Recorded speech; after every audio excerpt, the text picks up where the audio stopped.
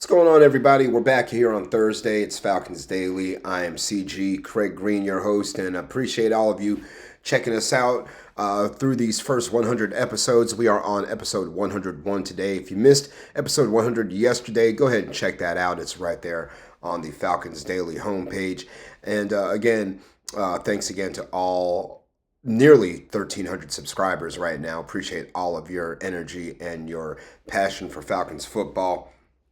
Let us not waste any time here. We're going to chop it up and talk about some topics surrounding the Dirty Birds.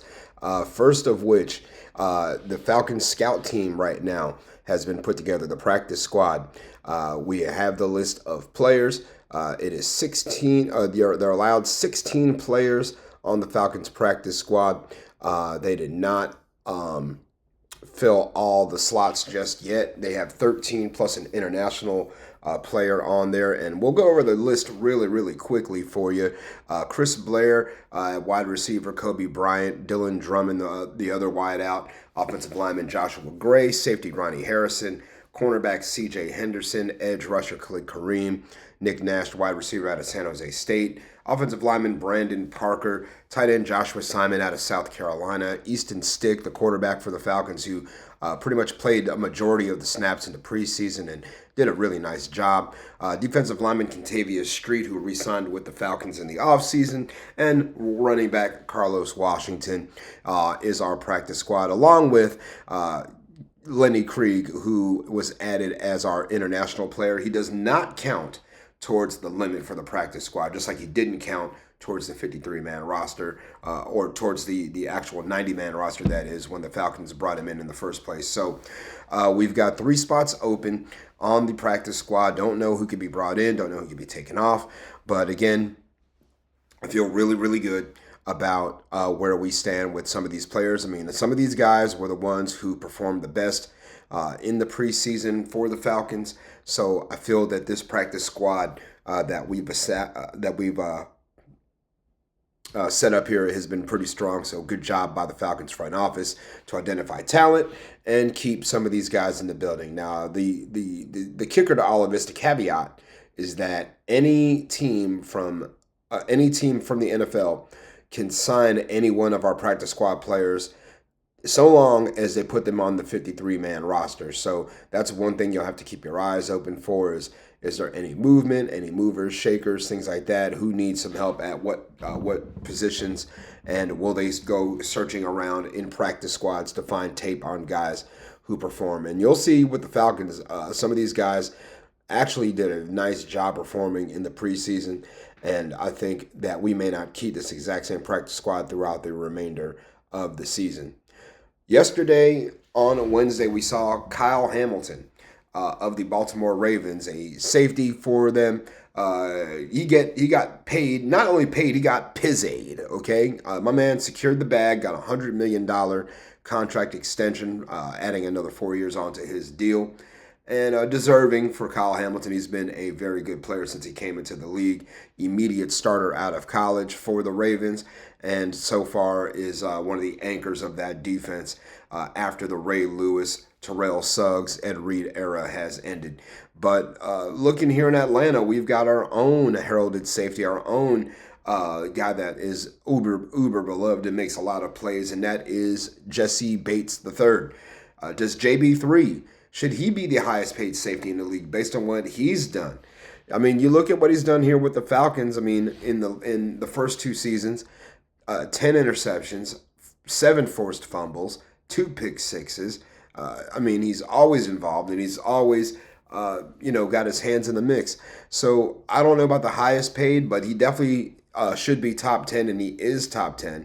When you look at the highest paid players at his position right now, total, just going off average per year, Kirby Joseph is the highest. Well, is the currently the highest paid. Once the ink dries on Kyle Hamilton's contract, that will change. But again, you've got guys like Kirby Joseph, Antoine Winfield, Derwin James, Buda Baker, Xavier McKinney, Mika Fitzpatrick, all getting a little bit more money than Jesse is, but it's not about how much money you get. It's about, what you do with your money, of course, and what you did to earn it. And Jesse Bates, I think, is deserving of a contract extension. And I think he's deserving of the Falcons to break the bank to keep him, because otherwise someone else will. So I think Jesse Bates, this is a super, super important season for Jesse. He's got 1 year left on his deal after this season. And I think the number one thing you would want to do is keep the anchor of your defense in the building. I feel like this offseason would be the best time for Terry Fontenot and staff to sit down with JB3, put ink to paper, and keep this thing rolling. And folks, we are rolling right into week 1. We are 10 days away from the Falcons playing an actual freaking football game. That counts. That puts butts in the seats. That will get us going in the direction that we want to go. And that game, of course, against the Tampa Bay Buccaneers, the defending NFC South champions. It is a 1 o'clock kickoff at Mercedes-Benz Stadium. Should be aired locally on whatever Fox affiliate you have, whether it's in Atlanta or in Tampa. And around the world, you'll have to use Sunday Ticket or whatever other methods you've got to find this game. But plenty of things to look out for if you're the Falcons, if you're the Buccaneers. Definitely first and foremost is that the Bucs are going to want to get their face back. Remember, the Falcons beat them twice last season in the span of about 3 weeks. And I think that is something that will stick into the mind of the Tampa Bay Buccaneers and their new head coach. Their new offensive coordinator is there with Baker Mayfield. Let's see how their offense responds to losing Liam Cohen to the Jacksonville Jaguars. I mean, could that be a factor? Who knows? But just keep your eyes peeled here on Falcons Daily and also other platforms as well when it comes to practice availability, things of that nature. You'll have to keep a good focus on that. But for the Falcons, plenty of keys for them to win the game. We'll go over some of that as we get a little closer and closer to game day. But right now, 10 days, 9 sleeps, y'all. Just 9 more sleeps. And we'll be waking up and we'll be talking about it's game day. It's game day. It's game day. And it sometimes feels like it's so far away, especially in the off season. But folks, we are 10 days away, 9.5 days away, depending on when you're watching this. I can't wait. And I'm souped up for Falcons football. And let's go through the comments, y'all. Remember, we talked about that. I want to see everybody in the comments rising up and sounding off and telling me what is on your mind. Let me know how you feel about the team, about their free agent signings, about who's still out there.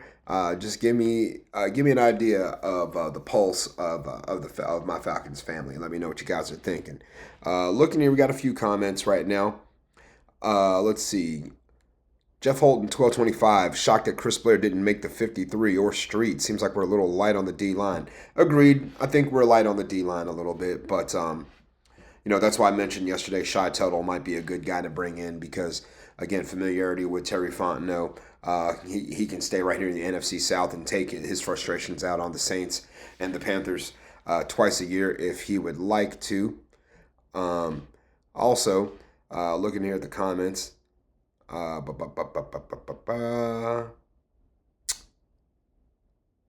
Jeff Holton again, surprised that JD Bertrand made the team. I'm not. JD did a pretty decent job last year. Remember, he missed a couple games with a concussion. He came back, was wearing the Guardian cap, and still rocking it now. But I thought JD did a fairly nice job when he was called into action last season. Again, a reserve and more of a lighter role for JD, but he's got some veteran guys in front of him, so he's not going to be asked to do a whole lot. If I'm JD Bertrand, you just basically pay attention to that playbook and make sure you're doing your thing on special teams. Everybody else, I want to see y'all continue to rise up and sound off in the comments. I will read your comments on air. As long as they are family friendly, of course. But, let's engage, let's talk, let's chop it up, and let's get after it, okay? Falcons Daily, presented by Fan Arch. Fan Arch Co. can be found at Fan Arch Fan Arch Co. online on social media, FANARCHCO, and their logo is up there in the top left corner. I can be found at Craig G Sports, CRAIG. the letter G, and the word sports. That's where I can be found on the socials. So feel free to give me a follow if you like. And if you send me a DM and I don't know who you are, probably won't answer it. Folks, have a good rest of your Thursday. We'll be back on Falcons Friday to chop it up with y'all, and we will go over more hot topics surrounding the Dirty Birds. Sayonara and buenos noches.